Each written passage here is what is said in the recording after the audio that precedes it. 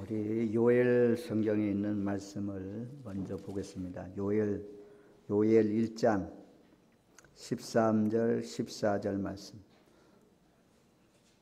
요엘서 1장 13절 14절. 자, 우리 두 구절 말씀 같이 읽겠습니다. 제사장들아 너희는 굵은 배로 동이고 슬피 울지어다. 제잔에 수종드는 자들아 너희는 울지어다. 내 하나님께 수종드는 자들아 너희는 와서 굵은 베옷을 입고 밤이 새도록 누울지어다. 이는 소재와 전제를 너희 하나님의 성전에 드리지 못함이로다. 너희는 금식일을 정하고 성회를 소집하여 장로들과 이 땅의 모든 주민들을 너희 하나님 여호와의 성전으로 모으고 여호와께 부르짖을지어다. 아멘. 하나님이 요엘 선지자를 통해서 주시고 있습니다. 제사장들아 굵은 배를 동이고 슬피 울어라. 제단에 수종드는 자들아 너희도 울어라. 밤이 새도록 베옷을 입고 나라와 민족을 위해서 울어라. 왜냐하면 13절 하반절 말씀에 보면 소재와 전제를 너희 하나님의 성전에 드리지 못함이라. 예비할 수가 없어요. 하나님 앞에 예비할 수 없기 때문에 하나님 앞에 드릴 예물이 다 끊어지기 때문에 포도나무가 마르고 무화과가 마르고 모든 농작물이 다 시들어서 먹을 수가 없는 그런 때가 오기 때문에 성전에 모여서 굵은 베옷을 입고 부르짖어 기도해라. 14절 말씀에 보면 금식일을 정하고 성회로 모여라. 이 땅의 주민들 전부 다 성전으로 모으고 여호와께 부르짖을지어다. 우리가 지금 광화문 광장에 모일 것이 아니고 성도들은 교회로 와야 돼요. 교회. 성전에 모여서 하나님 앞에 여호와께 부르짖어 기도할 때인 줄로 믿습니다. 아멘. 자, 2장으로 가겠습니다. 2장. 요엘 2장. 요엘 2장 12절로 13절 먼저 14절까지 12절로 14절 같이 읽습니다. 여호와의 말씀에 너희는 이제라도 금식하고 울며 애통하고 마음을 다하여 내게로 돌아오라 하셨나니 너희는 옷을 찢지 말고 마음을 찢고 너희 하나님 여호와께로 돌아올지어다. 그는 은혜로우시며 자비로우시며 노하기를 더디하시며 이내가 크시사 뜻을 돌이켜 재앙을 내리지 아니하시나니 주께서 혹시 마음과 뜻을 돌이키시고 그 뒤에 복을 내리사 너희 하나님 여호와께 소재와 전제를 드리게 하지 아니하실는지 누가 알겠느냐. 우리가 하나님 앞에 주일날마다 감사 예물을 드릴 수 있다는 것, 11조 예물을 드릴 수 있다는 것, 이 복입니다. 여러분들 하나님이 불어버려가지고 사업이 망한다고 생각해 보세요. 11조 드릴 거 없고 추수 감사 줄 때는 감사 예물 드릴 것이 없고 이것이 저주예요. 하나님이 이스라엘 백성들이 하나님을 떠나서 우상 섬기니까 농사가 안 되는 거예요. 적들이 쳐들어오고 막 이래가지고 하나님 앞에 예배 드릴 수 없다는 거죠. 그래서 저와 여러분들 하나님 앞에 드릴 물질 주일날마다 빈손 들고 나오지 않고 주일 헌금, 감사 헌금, 11조 예물 드릴 수 있다는 것이 얼마나 감사해요. 드릴 마음도 주님이 주셔야지. 주님이 드릴 마음도 주시고 드릴 물질도 주시고 또 주일날마다 건강 주셔서 건강치 못해서 지금 이영철 집사님은 오랜 동안 예배당에 교회 못 나오잖아요. 나오고 싶어도. 또 가끔 우리 어르신들 연세 많으신 분들이 나오고 싶죠. 교회 안 나오고 싶은 사람이 어디 있겠어요. 몸이 불편해서 아프셔서 병원에 가든가 또 연약해서 못 나올 경우가 있잖아요. 소재와 전제를 드리고 하나님 앞에 시간 정성을 다해서 예배 드릴 수 있다는 것이 이 복입니다. 너희가 금식을 선포하고 마음을 찢고 기도하면 하나님께서 마음이 바뀌어서 소재 전제물을 주실지 않으냐라고 말씀해요. 그러면서 15절 말씀해 보니까 금식일을 정하고 성회를 소집하라. 그래서 지금 명령이 떨어졌어요. 저 하늘에서 기도하는 여인들을 감동해서 아주 그냥 기독교 청년합회 회장에게 연락해가지고 기독교 청년합회 회장은 또 지역의 5개단체 회장들한테 다 임원들한테 연락해가지고 다 모여가지고 우리 모여서 기도합시다. 그래가지고 그 자리에서 딱 전화하더라고. 대성교회 장소 좀 허락해 주세요. 그냥 그 자리에서 허락 딱 받더라고. 그러니 대성교회가 좋은 교회예요. 우리 장로님들하고 당의해야 됩니다. 물어봐야 됩니다. 거쳐야 됩니다. 이런 교회는 참 어려운 교회예요. 대성교회가 그래도 청도 땅에서 오래 있고 이런 집회들을 계속할 수 있도록 다 그 자리에서 박인영 목사님한테 박영구 목사님 전화하니까 예 알았습니다. 그렇게 하겠습니다. 얼마나 짝짝 진행이 잘 됩니까?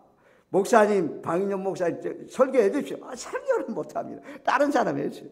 그래가지고 어찌 하다가 보니까 저에게까지 왔어요. 그래서 설교의 짐을 졌는데 하여튼 모이세요. 성회로 모여라. 그래, 금식일을 정하고 성회로 모여라. 16절 말씀에 보면, 자 16절 말씀, 2장 16절 말씀 우리 같이 읽습니다. 백성을 모아 그 모임을 거룩하게 하고 장로들을 모으며 어린 이와 젖 먹는 자를 모으며 신랑을 그 방에서 나오게 하고 신부도 그 신방에서 나오게 하고. 아멘. 사실 오전에 제가 이런 말씀이 준비되어 있는데 시간이 너무 이 말씀까지 다 보면 멀리 가기 때문에 전하지 못했습니다. 자 보세요. 자, 얼마나 하나님이 간절하게 요구하는가 보세요. 장로들 백성들 다 모아라. 이거 이해가 돼요. 그런데 어린아이도 나오라. 그 다음에 뭐라고 했습니까? 젖 먹는 자를 모으며. 젖 먹는 자도.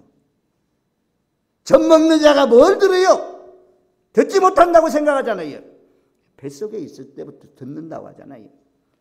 애기 엄마도 다 모여라. 지금 시급하다는 것입니다. 지금 우리나라가 시급한 그런 모습들을 우리가 뉴스를 통해서 보잖아요.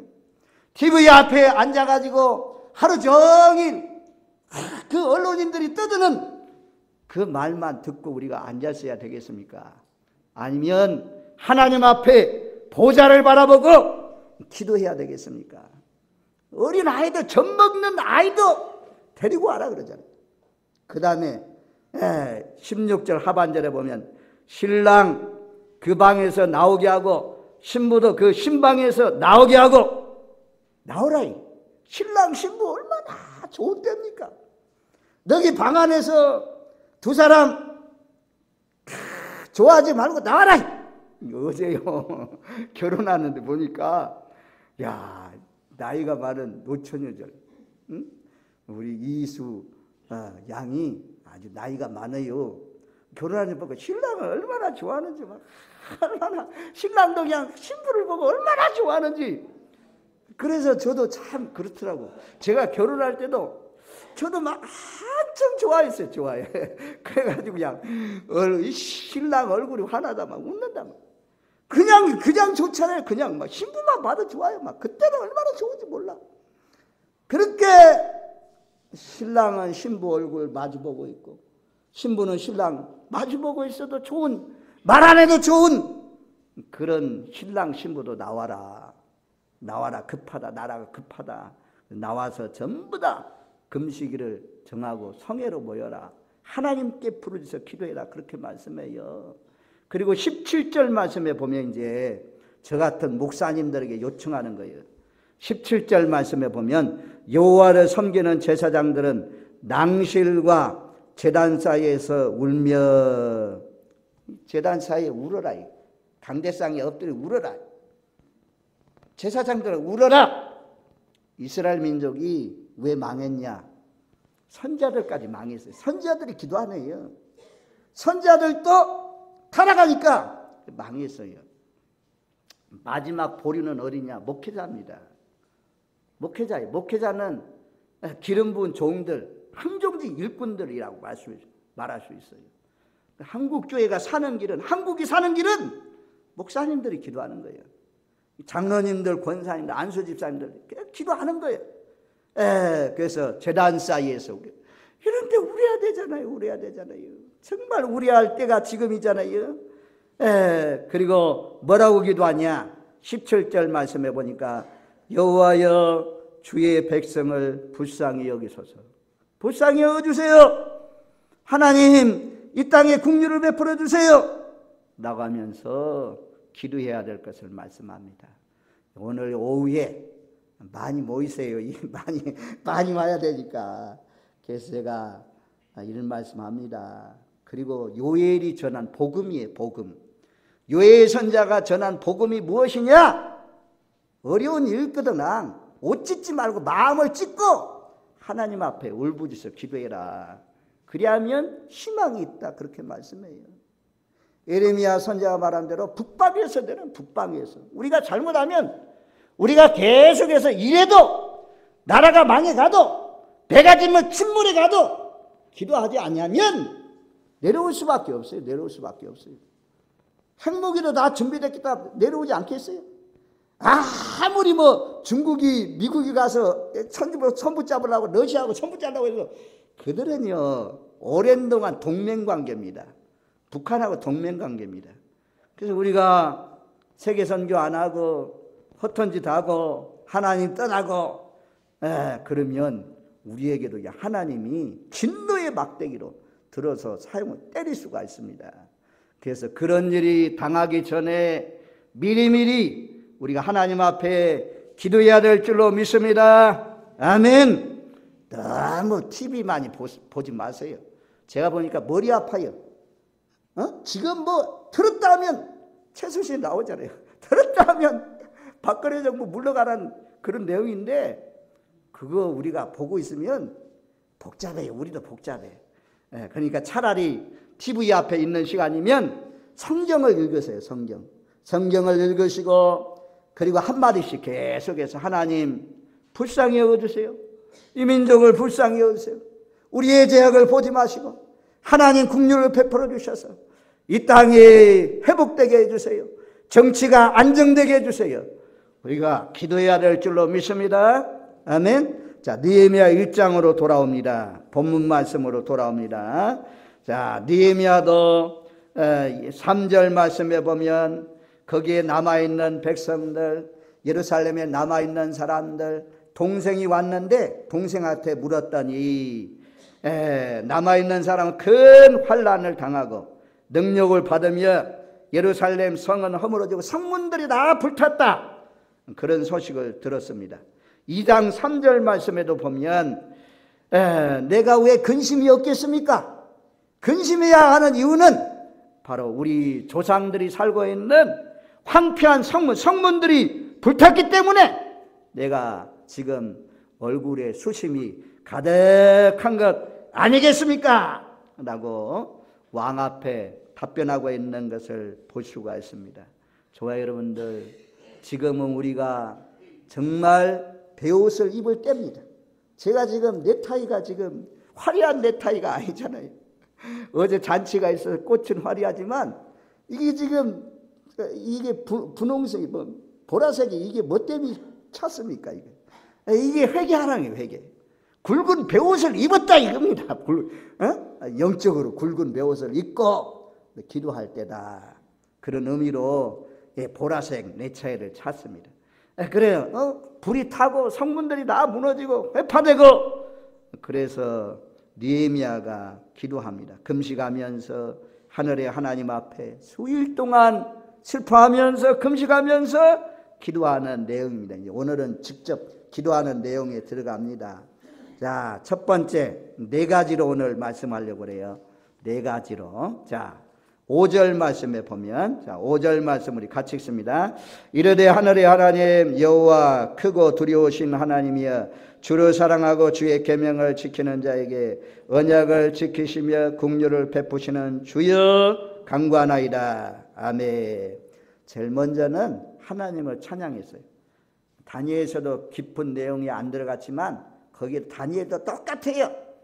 제일 먼저는 하나님을 찬양하는 내용이에요. 하나님을 찬양해요. 뭐라고 찬양합니까? 크고 두려우신 하나님이에요. 하나님은 크신 하나님, 위대하신 하나님, 위대하신 하나님이라고 찬양했습니다. 하나님은 크시니까 바다 홍해도 가르시고 요단강물도 멈추게 하시고 이대하신 하나님을 찬양했습니다. 알렉산더 대왕이 온 나라를 정복한 다음에 수하에 있는 장군들에게 물었대요. 당신들의 소원이 무엇이냐? 싸우는데 얼마나 수고를 많이 했습니까? 소원을 들어주겠다. 다 뭐 그런 거 구하는데 한 장군이 딱 알렉산더 왕에게 왕이여, 왕이 점령한 나라 가운데 한 나라를 내게 주세요. 한 나라를 내게 주세요. 그래서 알렉산더 대왕이 호호호 웃으면서 내가 정말 한 나라를 줄 수 있는 사람으로 알았느냐? 그래서 그 나라를 주었대요. 구하는 대로. 하나님은 위대하신 하나님, 크신 하나님이다 라는 사실입니다. 두 번째는 5절 말씀에 보면, 중반절에 보면 주를 사랑하고 주의 계명을 지키는 자에게 언약을 지키시며, 언약을 지키시는 하나님, 신실하신 하나님. 우리가 하나님 앞에 기도할 때는 내가 믿는 하나님이 누구냐, 내가 기도하는 하나님이 누구냐, 하늘에 계신 우리 아버지요. 제일 먼저 하나님, 우리 아버지를 생각하잖아요. 아버지는 언약을 지키시는 신실하신, 약속을 지키시는 신실하신 하나님이다. 다니엘서 봤잖아요. 70년이 차면 돌아온다. 하나님의 언약의 말씀 그대로 이루어진 것을 볼 수가 있습니다. 그 다음에 세 번째는 5절 하반절에 보면 긍휼을 베푸시는 주여 간구하나이다. 긍휼이 크신 하나님. 다니엘도 똑같아요. 그 9장 내용에 보면 긍휼이 크신 하나님이라고 다니엘도 하나님을 찬양하고 있습니다. 그래서 이 5절 말씀에 위대하신 하나님, 약속을 지키시는 신실하신 하나님, 세 번째는 긍휼을 베푸시는 하나님. 그래서 기도의 대상이 누구냐? 그 기도의 대상인 하나님을 찬양하는 그런 기도로 시작하고 있는 것을 우리가 내용을 통해서 볼 수가 있습니다. 두 번째, 6절 7절 말씀, 6절 7절 말씀, 두 절 말씀을 같이 읽겠습니다. 이제 종이 주의 종들은 이스라엘 자손을 위하여 주야로 기도하오며 우리 이스라엘 자손이 주께 범죄한 죄들을 자복하오니 주는 귀를 기울이시며 눈을 여시사 종의 기도를 들으시옵소서. 나와 네 아버지 집이 범죄하여 주를 향하여 크게 악을 행하여 주께서 주의 종 모세에게 명령하신 계명과 율례와 규례를 지키지 아니하였나이다. 아멘. 주야로 기도했다. 주야로. 낮에도 밤에도 기도했다. 그렇게 말씀하면서 주께 범죄한 죄들을 자복했다. 자복. 회개의 기도입니다. 회개의 기도. 회개의 기도예요. 오늘 오전에 말씀드렸죠. 하나님이 하나님과의 길이 막히는 경우가 있어요. 하나님의 도우심의 손길이 딱 중단되는 경우가 있어요. 그건 죄입니다. 죄. 죄 때문에 나와 너희 사이가 가로막혔다 그랬잖아요. 그래서 다니엘도 그렇고 느헤미야도 그렇고 제일 먼저는 철저한 회개입니다. 회개 내용이 많아요. 분량이 많아요. 그래서 우리가 범죄했습니다. 이렇게 말하면서 6절 하반절에 보면 그렇게 말씀하잖아요. 나와 내 아버지 집이 범죄하여. 나도 범죄했다. 내 조상들도 범죄했다. 나는 아니다. 나는 빼는 게 아니잖아요. 자기를 앞세워서 회개 기도하고 있습니다. 요나도 마찬가지잖아요. 요나가 풍랑이 일어났을 때 이 풍랑은 나 때문입니다. 나를 바다에 던지세요. 그리하면 풍랑이 잔잔해질 것입니다. 우리가요, 이 풍랑은, 나라의 풍랑이 일어난 것은 뭐 위에 계신 하나님께서 바람을 불겠지만 우리가 우리의 범죄 때문에, 우리의 잘못 때문이잖아요. 나의 잘못, 나의 허물, 이런 것 때문이잖아요. 그래서 느헤미야는 훌륭한 영적인 사람들은 다 백성들이 죄를 범해도 자기가 다 뒤집어 쓰고 기도합니다. 죄를 덮어 쓰고 자기가 지은 것처럼, 느헤미야도 자기가 지은 것처럼 나와 내 아버지 집이 범죄하였습니다. 우리가 모세가 전해주신 그 율례와 법도를 떠났기 때문입니다. 지키지 아니했기 때문에 이런 형벌을 받았습니다. 나가면서 용서해달라고 국률이 크신 하나님 앞에 죄의 자백, 고백을 하고 있는 것을 볼 수가 있습니다. 죄가 있으면 꼭 구름낀 나라고 같아요. 해는 떠 있는데 태양이 안 보이잖아요. 하나님은 있는데 죄가 있으면 하나님과 관계가 끊어져요. 하나님과 관계가 막혀요. 그래서 죄에 대해서 회개하고 있습니다. 그 다음에 세 번째는 느헤미야 하나님께 약속의 근거에서 기도합니다. 약속, 반복되는 말씀하지만 우리가 다니엘도 약속의 근거에서 기도한 것처럼, 자, 8절 9절 내용이 약속에 대한 말씀이에요. 하나님. 자, 8절 9절 말씀 같이 읽습니다. 옛적에 주께서 주의 종 모세에게 명령하여 이르시되 만일 너희가 범죄하면 내가 너희를 여러 나라의 가운데 흩을 것이요 만일 내게로 돌아와 내 계명을 지켜 행하면 너희 쫓긴 자가 하늘 끝에 있을지라도 내가 거기서부터 그들을 모아 내 이름을 두려고 택한 곳에 돌아오게 하리라 하신 말씀을 이제 청하건대 기억하옵소서. 아멘. 하나님의 말씀 떠나면 열국으로 흩으신다. 신명기에 약속하잖아요. 모세가 얼마나 많이 말씀합니까? 이스라엘 백성의 역사 원리 제가 칠판에 걸으면서 많이 전했습니다. 하나님 말씀 떠나면, 하나님 율례와 법들을 떠나면 하나님 뽑아내요. 땅에서 뽑아내요. 아주 흩어버려요. 다 흩어지게 해요. 그지만 하나님께로 돌아오면 다니엘처럼, 느헤미야처럼, 사드락과 메삭과 아벳느고처럼, 에스라처럼 울며 기도하면서 돌아왔잖아요. 금식하면서 다 돌아왔잖아요. 돌아오니까 하나님이 성전은 다 무너지고 없지만 바벨론 나라에 영적으로 옮겼어요. 성전 없는 무형성전에서 기도하면서 사니까 하나님께서 흩어진 이스라엘 민족을 다시 돌아오게 했죠. 그 약속의 말씀 붙들고 하나님 약속했지 않습니까? 이제 청컨대 하나님의 약속을 기억하시고 택한 곳으로 쫓긴 자가 하늘 끝에 있다고 해도 돌아올 수 있도록 해주세요. 하나님의 그냥 막연히 기도한 거 아니잖아요. 하나님의 말씀 붙들고. 그러니까 다니엘도 성경을 익숙한 사람이고 느헤미야도 성경에 익숙한 하나님의 자녀들이 성경 말씀에 무식하면 안 돼요. 성경을 알아야 돼요. 그래서 적어도 우리 교회는 1년에 한 번씩만이라도 통독할 수 있도록 통독 프로그램을 가지는 겁니다. 약속의 말씀을 붙들고 기도했습니다. 우리도 약속의 근거에서 하나님의 말씀 붙들고 기도할 수 있는 저와 여러분들이 되시길 바랍니다. 그 다음에 네 번째 11절 말씀입니다. 11절 말씀. 10절은 하나님께서 이스라엘 백성들 구속하셨다. 애굽에서 건져주셨다. 이것을 말씀하고 있고, 자 11절 말씀 같이 읽습니다.